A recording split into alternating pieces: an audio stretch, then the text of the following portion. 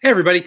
Welcome to another Google Hangout. We have been doing a lot of these, and tonight we have Michele Assarasakorn down with us to talk about her works, what she has done, where she's going, the creative process, how she got into this. Welcome very much, Michele. Thank you for taking some time out for us today. Thank you for having me. Of course. No, we actually just talked to Brendan a couple weeks ago, and we are in the process of getting the entire Isola crew on here, which is a lot of fun because then we can hit every aspect of it because the book has done very well in the shop. In fact, with the trades, we just can't even seem to hold on to them. Oh, nice. That's so nice to hear. It is. It's really well done, and it is a fan favorite for us who work here. Immediately, it jumped off the shelf because it was a fantasy book that, and there's not a lot of them out there compared to the science fiction and superheroes, but it was the presentation before we even read it that really just caught our eye and got us getting people into it.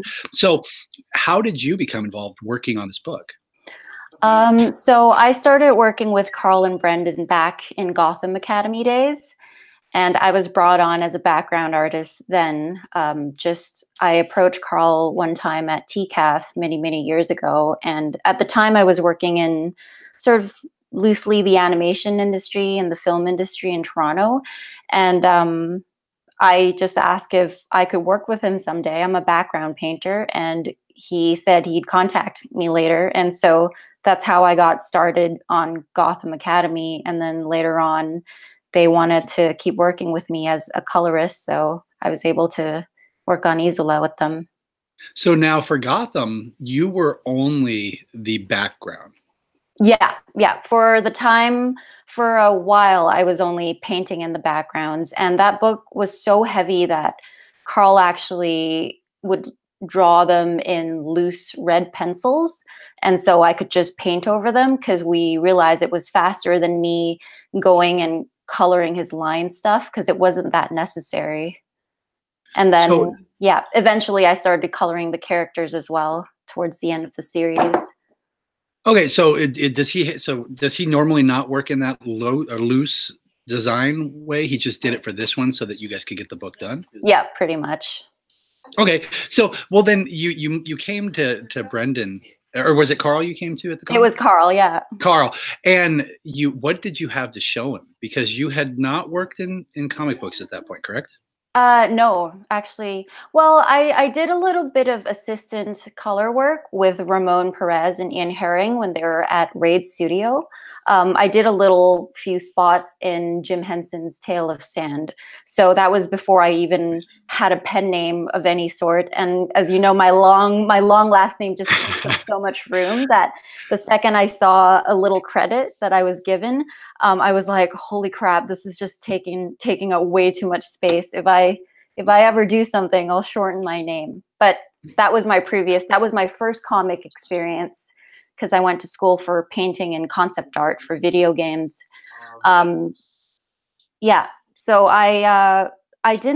it wasn't that official or anything. I just liked Carl's work on Charles Christopher, and I approached his table saying, I want to work with you. I didn't go out with any intention of trying to get into the industry. Like, I didn't carry a portfolio around. I just sort of knew a few people at Raid and decided to go say hi. Okay, well then you mentioned here that you had gone to school for something completely different, and comics wasn't even in your view, I imagine, at that point. What did you go to school for exactly, and where did you go? So I went to a small school in Toronto, an art college called Max the Mutt, and I'm from Thailand, and so when I first moved here, I thought I wanted to be a manga artist, but I didn't really know how to label it properly. So the first program I joined at Max the Mutt was a sequential arts program, a comic book program. And so when I realized what I was in for. It was all North American comics inspired, and it was totally out of my world. I didn't grow up in North American culture. I didn't read North American comic books. And so it was so intimidating that the director of my school said, "You like painting, you should just switch over to this new program we have. It's a concept art program for video games, and it's right up your alley. You like painting backgrounds." And so it's funny that I switched to concept art, and then I somehow landed back in comics to where I started when I first moved here. Right back over, and you obviously feel comfortable with American comic books now because I mean, you're doing so well with them. Oh, thank you, but only slightly. I don't actually have so much time to read as much as I like, but yeah, it's like a slow learning process for me because it's just multiple universes. Like, where do you start, right? It's very intimidating. That's fair. You just start one book at a time. I know. one trade, and you just read it. So then, speaking of the manga that you were into, I mean, obviously that was it's a heavy influence for you because you went to school hoping to do that. What are some of the ones that you enjoyed? Well, I used to be like through my emo phase, I'd say I'd like things like De Grey Man or Death Note, anything that had like a gothic Lolita feel to it. I wish I could remember the names. Most of the ones I read in Thai, and so everything was translated. I don't know if I could convert the names into the English name or not, but I was also inspired by a lot of feature film animation, but at the time I didn't know how to label them and how to go to school for them. And so my goal was just this ambiguous thing called anime and manga, you know. Just one big hole. You're like, I want to be part of this world. Totally. Yes. Yeah. So, well, then you moved on to concept, and you have some examples of your concept work up online. You've actually worked in that area then. I have. I was lucky enough to be hired right out of school to do a few film development stuff for some good friends. And it was live action. Some was live action, and there was some video game stuff as well, but it was more in the children's realm, I guess. So like game development for online shooters, for example, or like some fashion app game. So it's not like a AAA title or anything like that. But it was work. And as an artist, that's got to be extremely important considering how many people are out there that want to do this. Absolutely. And yeah. So just the fact that you were able to do it is impressive enough. Yeah. So do you still currently do that, or are you 100% working in comic books at the moment? I'd say I'm 80% working in comic books, and the other 20 I float around in the animation / digital world. So I'll do some storyboards, I'll do some design work. My partner is actually a storyboard artist, and so we have a lot of overlapping contacts who we share and get work from as well. Nice, very nice. We were talking before we went live. You speaking of the concept art and the comic book world, you just recently had the two of them collide in a project you were doing. Yeah, it was really cool. So I don't think my contacts in Toronto knew that I guess Wes Craig, he's Canadian, or he lives in Canada. Although no, I met him here. Anyway, I got to do the concept art for the animated sequence of the acid trip in Deadly Class, which the first episode just showed on Sci-Fi, I think. So that was pretty cool. And I wasn't allowed to tell anybody because I signed this NDA, and I actually asked my director, I was like, can I contact Wes to say like, hey, I'm actually doing this? And he's like, nope, absolutely not. You cannot. But afterwards you can. So I haven't actually told him. This is pretty exciting. I haven't talked about it at all, actually. That is really cool. Now, what do you think? Why do you think they picked you for that? Do you think it is because of your colors and the vibrancy of everything you do? Because that seems like it would work perfect for an acid trip. I know. It's not actually. It's just the contact I've been working for the past 5 years who happened to bid for this job, and that's why it was such a crazy coincidence that I was also working in comics, but not on the designing or the drawing side, just the coloring. And now I'm doing concept art for that, animated part in this movie. So yeah, really Uh, strange. it is kind of strange because in the comic book world right now, you're working on colors, but Yeah, then in the transition to the television side, you're now working on actual story. I know, I know. And it gets even weirder. My upcoming project I have with a fellow collaborator here in Vancouver, and I can't say much yet, but I'll be drawing and coloring the book. So that's pretty exciting. Okay, now, well, then we're not going to press for too much. I'm just going to get some vague answers out of you.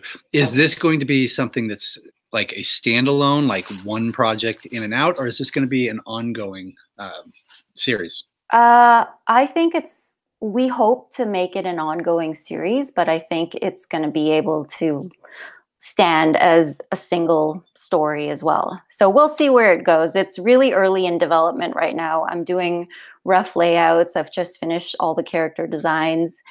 Yeah, it's pretty exciting stuff. And you will be, I imagine, doing the art and the coloring. Yep, yep. My friend's That's writing awesome. it. Yeah. That is cool. Well, you also, speaking of that, you don't have a preview available yet, but can you tell us about what this is, the making of Isola? Because you're doing the art and the writing on that, correct? Oh yes, my zine for the behind the scenes of Isola. Yeah, Um, because you've got the cover looks great, and it's clearly your artwork that's is on there. Thank you. So the making of was just a little process booklet I put together before I went to Tokyo for TCAF there. And I went there or I made the book because a lot of people ask me what my coloring process is. And I've already started to share a few pieces on my social media. And so I realized I should probably put together something, a hard copy of something where people could flip through with an explanation of the step by step or the collaborative process. So everything in the zine is most likely something you'll get to hear about if you have all three of us talking together in an interview. Okay, so although you're putting it together, it's going to be everything from the when the script comes down, back and forth with the artist, the writer, and then kind of defining the end result. Yeah, as much as I could squeeze out of Carl and Brendan, but I'm going to focus it a lot on basically the rendering process because I don't know if there are any specific books that are based off of coloring comics. And not that I feel very comfortable even saying that I'm a comic book colorist because I feel like I'm approaching it in a more detail oriented way, that it's not generally like the go-to book for if you want to get really good at gradients and lighting and hard lighting simplified colors, because that stuff is beautiful, but I don't feel like I know what I'm doing there because it's not my natural style. Okay, so well, I mean, in a zine, there's only so much room you have Yeah. to put this down. Anyway, so we're not talking a definitive, coloring guide. But Mhm. then, what kind of hints are you going to be giving to people who might want to do something like you're doing? Um, that's a good question. I I'm still thinking about a lot of ways to talk about the process because I feel like as an artist, it's really important to be well-rounded in different areas. And I got to where I am because I was able to like diversify my skills. And so I'd like to talk about that a little bit in when I break down the coloring process for myself too, because I'm sort of pulling from all my experience as somebody who needs to stylize something very graphically or somebody who needs to render things. There's a lot of theory involved with like color psychology or like how to push things into the background or how to pull things into the foreground and color saturation. Like I could go on and on about all the technical bits. And I think it could be fun, like if anybody wants to nerd out about those sorts of things. I hope it would be a useful guide. Yeah, well, and I mean, like I said, it doesn't feel like you can really put this into a short zine. Have you ever Yeah. thought about doing like a YouTube thing or something where you can share the experience that you have and the knowledge that you have with people who might want to do it? Yeah, I've thought about maybe putting together time lapses.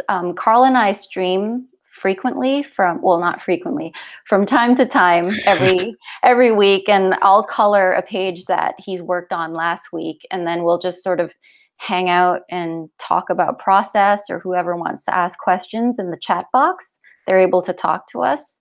So that's been going pretty well. And I think that if more people find it useful, then I could probably put together a time lapse and have a voiceover, or I don't know, something like that. Now, with the weekly stream, where would they go to find that? My Twitch channel, which I rarely use because I'm not I'm not all that savvy on the internet anymore.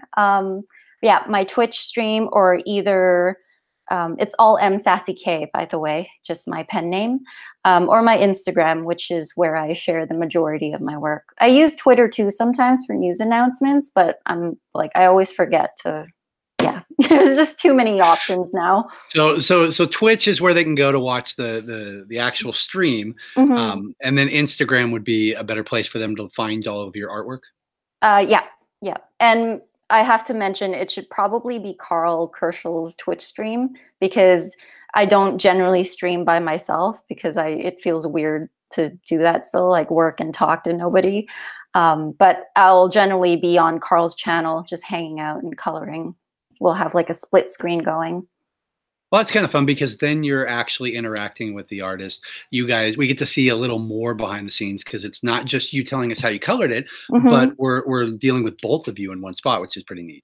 Yep. And it's really nice to have that, how do you say, work dynamic, because Carl's in Japan and I've only worked with Carl one time. Like, I've met him once when I went to visit Montreal for a month last year, before he left for Japan. And that was the first time I was able to work side by side with him after working with him for so long on Gotham Academy.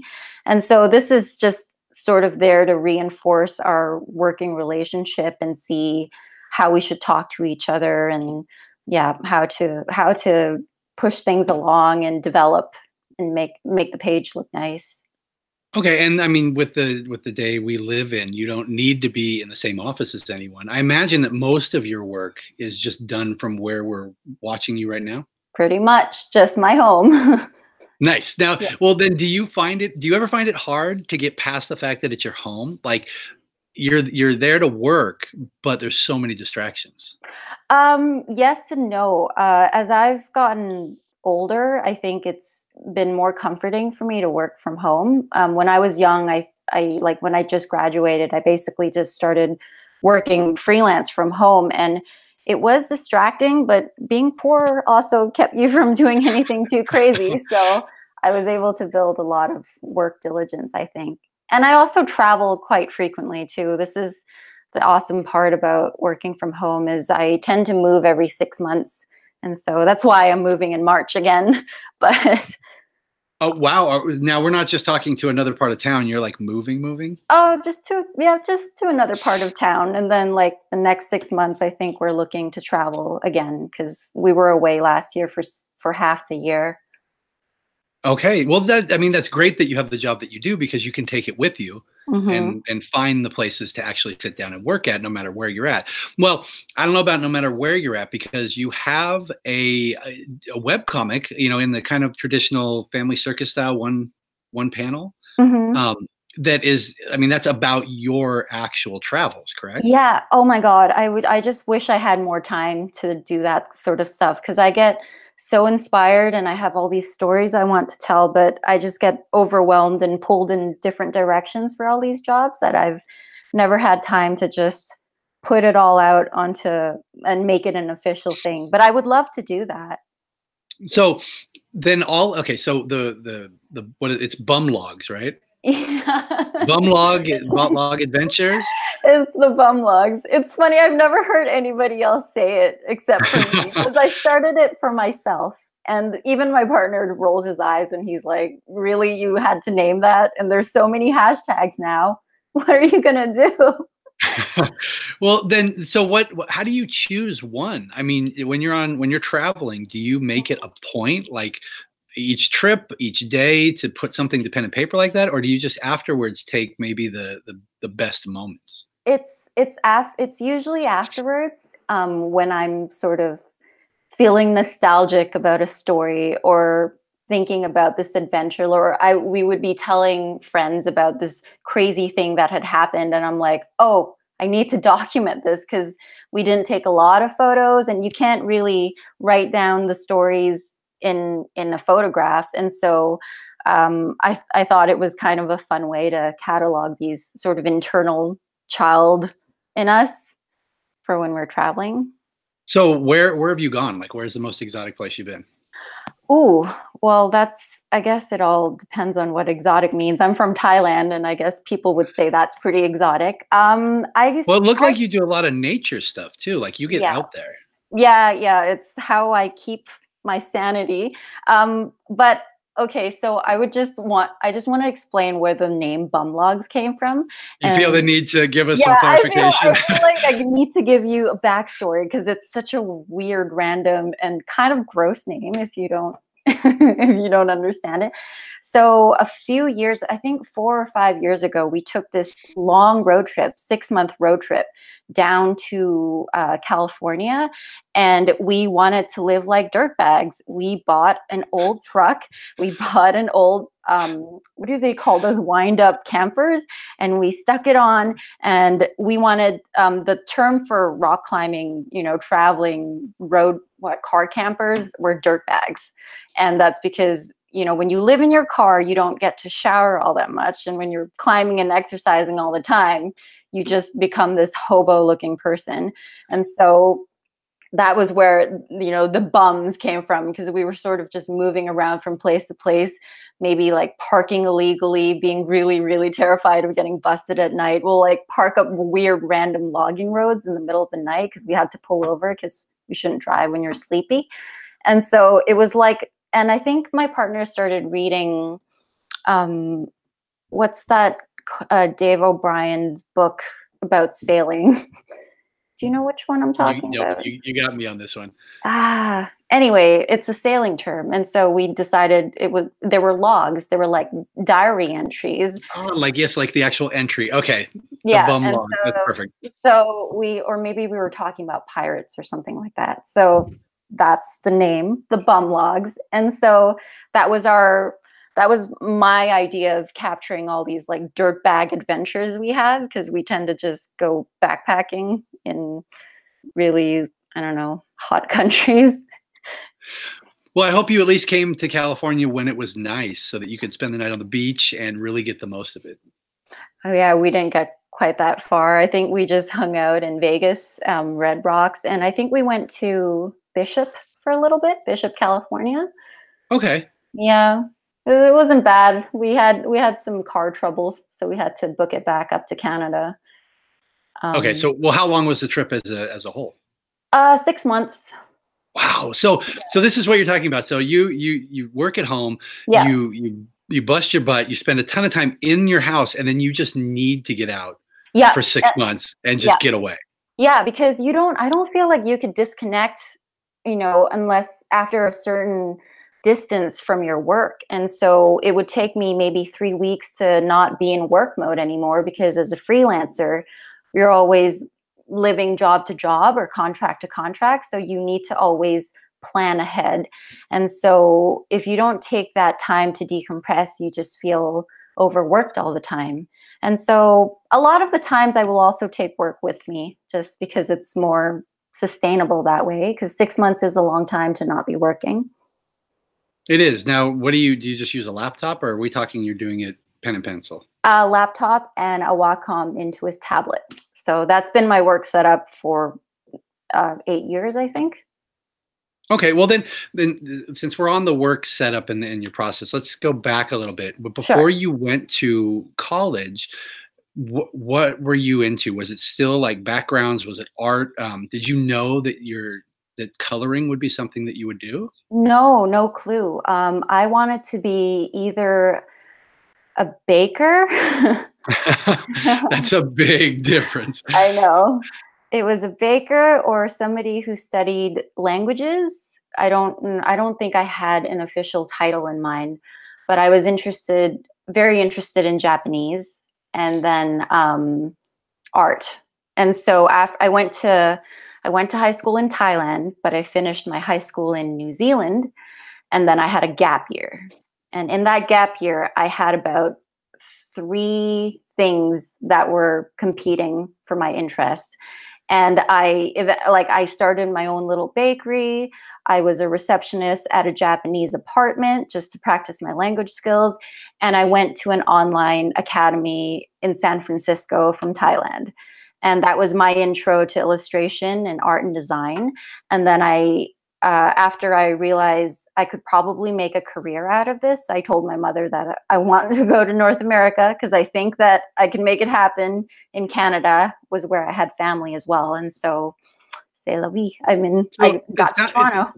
It sounds like the art was actually like behind everything else until you took that online course.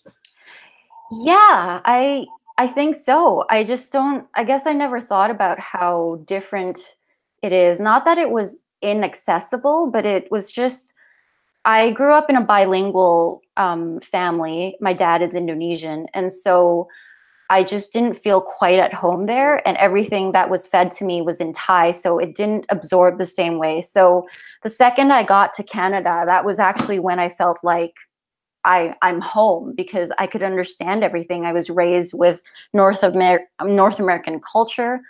I went to an international school, so I was pretty exposed to different cultures and ways of thinking. But I never felt truly at home in Thailand because it's maybe because my dad was Indonesian. I don't know. It's strange.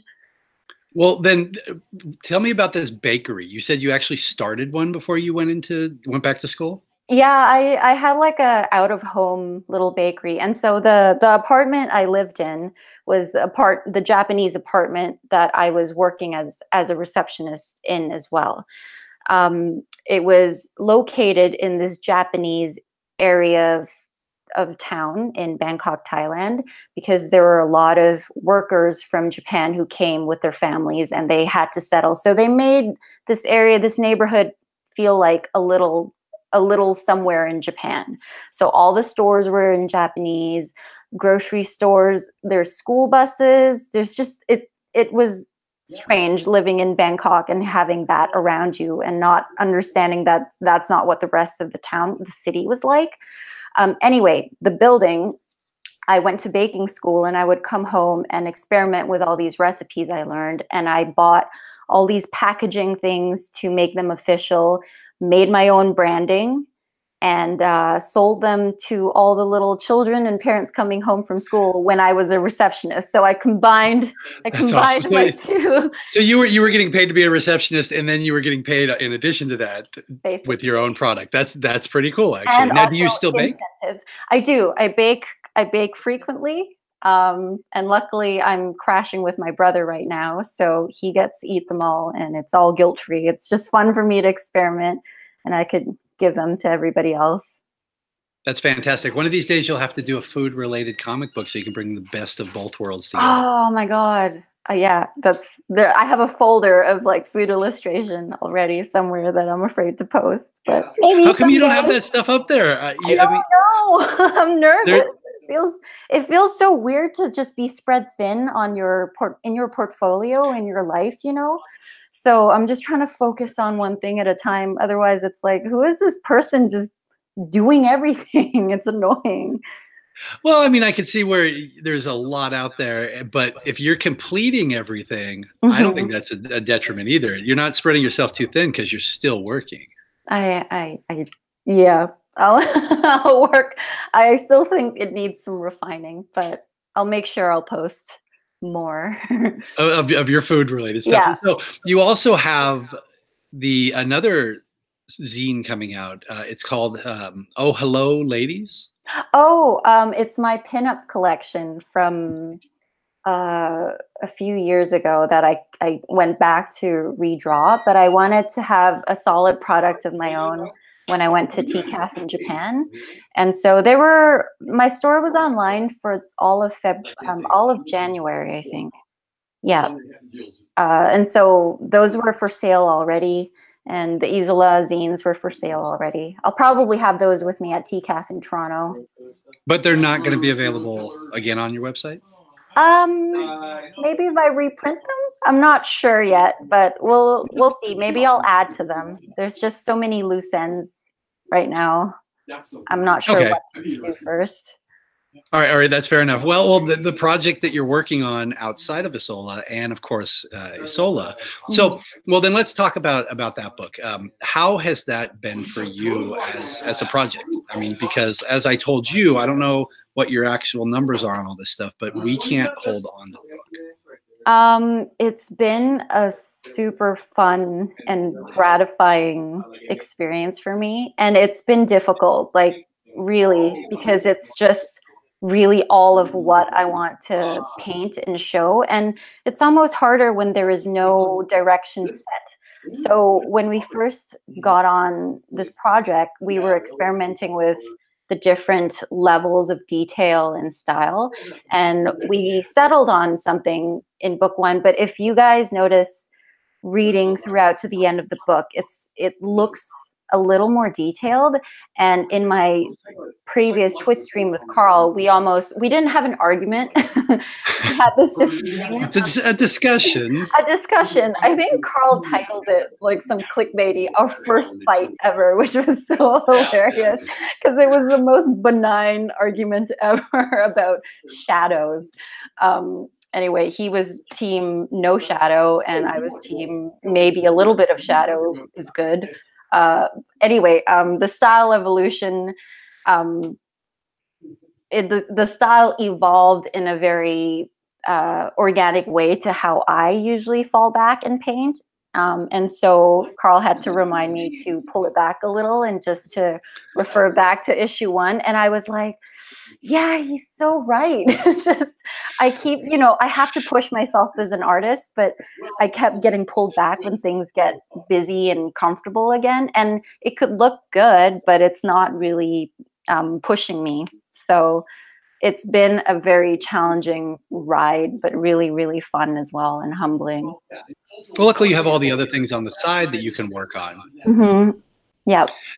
Now, with the book, there are some very strong color choices. Like there's hard purples or orange. Now, is it a collaborative effort between the three of you to come up with what stands out, or do they leave a lot of this in your court? Carl leaves a lot of it in my court. Actually, I should make a note of this. I was going to ask him what time of day things are, because sometimes I don't get a script usually, because the story happens so organically between Carl and Brendan as well. And so Carl will draw the pages as he feels what's best for the pacing. And then once I get the pages, I'll just, judging from the actions and what had taken place earlier, I would kind of shift the colors into something that I project, and then get some feedback from Carl. And then that's when the fine tuning happens of what to punch up. But generally it's just brain vomit color onto page. Yeah. Well, since you're doing it that way, have you ever gotten a page completely wrong where you thought it was nighttime and you had to go back and change it? No, nothing that drastic yet, but definitely with some weird architecture, because this is all fantasy land. I couldn't tell if something's a wall or if it's sky. So like I've done that a few times where I would draw these buildings with all these huge windows, and I'll put lights coming through them and it looks so cool. And then Carl would give me a note saying, "Oh, this is actually a wall." And I'm like, "Oh, I gotta rewrite the scene." Yeah. And redo the whole thing. Well, how long does it take you to do a typical page of this particular book? For Isola, it can range, but generally it takes me about a full day per page. And I usually get my colors flatted, which is the process of the solid colors getting filled in by another person, by a friend of mine. And then once I have those colors, I'll change them to the true colors of the characters and the background scene. And then that's when I go in with detail, texture, lighting, shadow, and then color adjustments. So all that takes about a day a page. Okay, now for those who don't know how the coloring process works, Mhm. what's that person's name? Are they a flatter? Yeah, well, actually, he's an inker, but I think he works with a few other flatters, like he's training them. But his name is Juan Castro. He's in Mexico. And so his job then is when you have the blank page, before you even touch it, it'll Mhm. just be a solid purple, a solid green, and then you will go in and alter it. Is that how it works? Yes. And so, for example, he'll send me back with colors that he thinks they are like Rook's uniform or Olwyn's stripes, which are generally not, I'll give him a guide of what things look like, but then I'll always have to go readjust because what I do with every character is I make sure that they're placed into the scene, if that makes any sense. And so you'll never see a character with very warm looking skin colors in a night scene because at night your colors should be cool. Does that make any sense? Like you're being lit under moonlight, so it wouldn't be an orange light. Stuff like No, that. that makes perfect sense actually. Hmm. So then, okay, so it's a full day for a page. So that's almost a full month just for the issue itself, Hmm. which doesn't leave you a lot of time to work on the side projects. No, my schedule is kind of crazy. So this year, I actually have another book that comes out towards, I think they're going to announce the title at ECC. It's a Dark Horse comic. And so I've been doing 2 books this month, and every other month I just jump back on the other graphic novel title I'm working on, and that's with Skybound. So that's all I could say about those 2 books. But I have about 3 books coming out this year, which is pretty exciting because I can't Wow. squeeze any more in. No, it doesn't sound like you could, especially if you No. want to take those vacations. Oh yeah. Well, and Isola has a break in between each 5 issue uh, arc. Yep. I don't know if it's anything set in stone yet, but I think we're just right now trying to figure out what timing works for everybody, how long people need to take a rest between the books. Because I think that because it's a personal title, it's pretty stressful. It takes a lot out of you. Like you're trying to put down the true voice of what you're trying to tell as a story, and I think that could be really really heavy after a long period of time. And that is fair. Hmm. So we have a couple questions off of YouTube. Oh, Someone cool. wants to know what is your favorite project that you've worked on so far in comic books? Because what do we have? So we've got Gotham Mhm. Academy, we've got Isola, you Uh-huh. did Generations, I did. Spider-Man, I did. and you did the Wonder Woman 75th anniversary. What else do we have? Um, in terms of comics, I've I think that's all. I did a little thing with Riot Games of League of Legends, but I Oh, that's right. Was that printed? no, I think it was only available online. Okay, because I didn't remember seeing it come through. So, Yeah. okay, so that was in Yeah. association with the actual video game. Yeah, I'm not I think it was like a plot, like a side story of some sort. I don't remember it very well. Um, anyway, my favorite project is still Isola.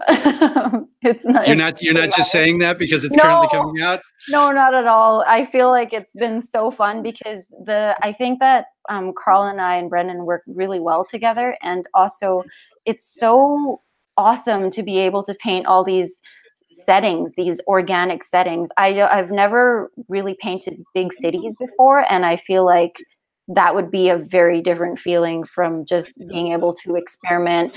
And I'm painting from memory a lot of the times, not exactly the space, but the feeling of what it's like with those light patterns. I've been in those places because I've played outside so much, and I try to spend a lot of time just staring at things, trying to remember the subtleties of how light plays in nature and what atmosphere does to your sight. So it's been, yeah, Isola is still my favorite. And you've mentioned a couple times that you get to experiment here. Was it different when you worked on, say, Gotham Academy because there was so much overhead above you and it wasn't just a personal project between all of you? Did you not get to play around and experiment as much as you would on something like this? No, yeah, with Gotham Academy, the style was established before I became the colorist of the series in the third issue of the first trade paperback. And so I tried to match that style, but also make it a bit more my own. And that was a way heavier rendering style. And so I feel like that was just my dipping my toes into trying a more painterly background, and there wasn't so much room for experimenting because everything was established before and it was a pretty tight title already. So yeah. Okay. Well, then another question is, will you have any con appearances coming up soon? And do you ever do the West Coast? um i I am hoping to go to TCAF Toronto. If not, if I don't have a table, I'll be with either Brendan, helping him with books, or I'll just be hanging out because that's sort of my original hometown. And I don't have any West Coast dates or cons planned yet, but I will try and do a van calf thing since I'm living here. I don't know why I don't go to that. So, I mean, and I imagine going to these cons, you could be at home working or Mhm. hiking in the, out in the middle of nowhere. Yeah. And so I guess it's not as productive for you if the others are already doing it. Is that part of it? Are you just so busy? It just doesn't, I guess I've never gone to a con, or I never thought a colorist could go to a con before and have like a table, I guess. Okay. Well, Like you've got your zine. You can reprint some stuff and but it's just like, I guess I don't, it's so weird that I don't really associate myself in the comic world yet. I still feel like I'm this sort of floater in between everything, but I would love to go and say hi and support my friends and, say hi to anybody who wants to talk about Isola or any of the other comics I like. So yeah, I'll try and visit as many as I can, I guess. in the future, In you the yeah. future, I'm working on it. Well, I don't know why you wouldn't think that a colorist could go because I mean, obviously you are an instrumental part of this entire thing, especially with the current book. I mean, those the colors really make it stand out. Even more. I mean, I don't want to. Sorry, Carl, we're going to be talking to you in a little bit, but even before you see his artwork, the colors pop, and I think it draws people in. So, I mean, I think people would love to see you at conventions. Thank you. Well, I guess if anybody, I feel like maybe if I got um, feedback about what people would like to see, it would give me a better idea of what I could prepare and how I could be informative at these conventions. Well, what about putting all your bum logs in like a little hardcover? But that's not coloring, right? It's just like I, another indie. I it's guess I have to do the indie comic thing and like sort of merge the two worlds again.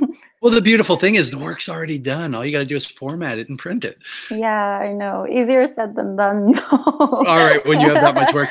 I mean, and one of the things that we were going to get to here, but this is perfect for it, is there's a podcast out of that comes into the shop once a week and records, and they Mhm. have a yearly thing called the Vaulty Awards, Oh, where okay. there's 20 different topics, and they actually let all the customers in the shop vote, their fans online vote. Then they do a special podcast for it, and they asked me when they heard that you were going to be on to let you know because they have not seen you at the cons, which is part of the West Coast thing, that you actually won or were part of three Vaulty Award winners for 2018, Oh, whoa. which they took the best cover categories for Isola. Oh, cool.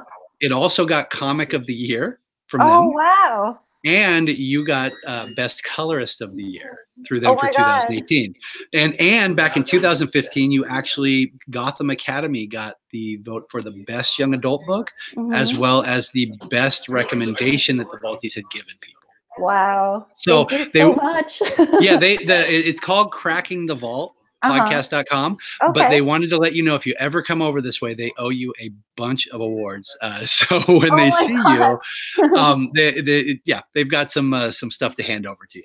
Oh my God. Thank you so much, guys. I'm so bad at keeping up with any sort of stuff on the social medias, but what an honor. That's so great. Did you tell Brendan? Yeah. I forgot. So I did not tell him, but we'll tell Carl. And so yeah, no, it's just neat. I mean, 3 out of they had 20 categories because it's a nice big swath of comic books for the year. But to take 3 out of 20 for Isola, that's not bad. That's so cool. That's so surreal still.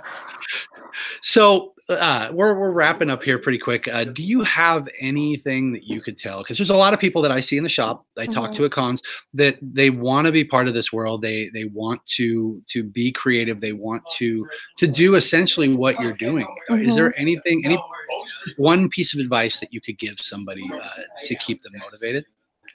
Don't be afraid to ask for feedback, I think is an important one. And don't be afraid to or don't get offended over the feedback you hear. It's all constructive criticism. I think I was sort of taught early in my art career that I just need to, swallow back whatever defensiveness I feel and just, be humble and just take in that thing and try. There's no hurt in trying what you've been given as feedback. So yeah, be open-minded and approach people and ask for work randomly.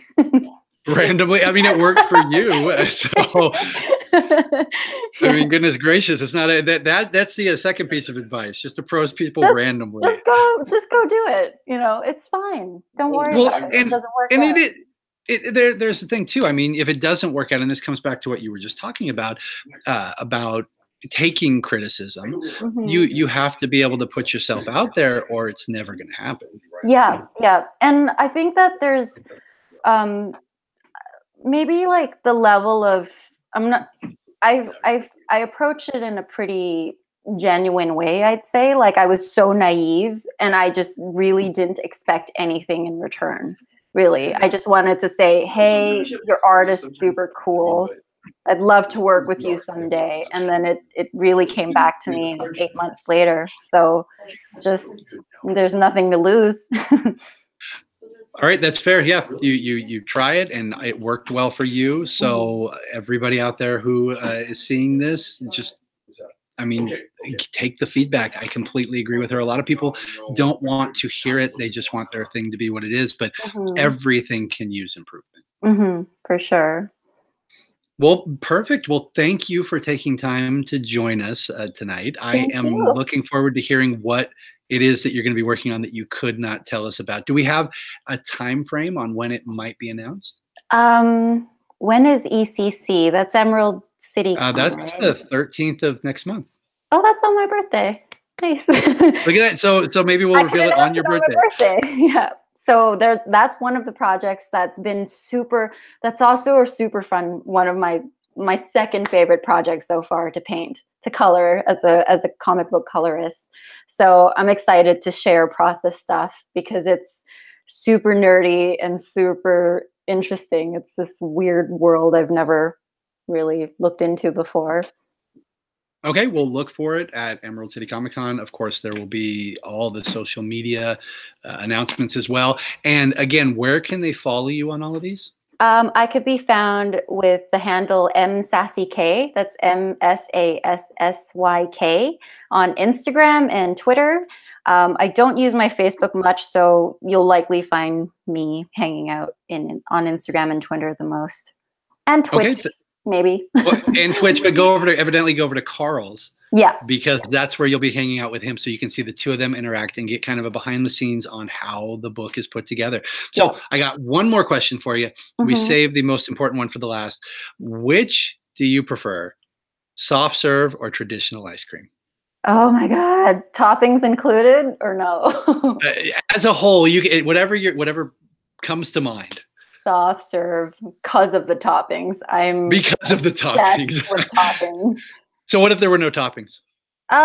Traditional. Traditional's good. All right, you're just a complicated I want both. woman. I want both. You love your food, so this makes and pastries. You can't ask me who do I love more. That's insane. It's just not fair. It's not fair. Life's not fair. Well, thank you, Michelle. I really enjoyed talking to you, and I hope all of you guys enjoyed listening to her and what she's got coming out. And of course, when we see the news, we will post it on our Facebook so you guys can take a look and see what she's doing. And if you have not checked out the book, just ask myself or anybody who is in here about Isola. It's right on the front counter. You guys, we will show it to you, and we will tell you why you should read it. Thank you, Ben. Thank you, guys. You got it. Thank you very much, and you have a great night. Good night. Bye.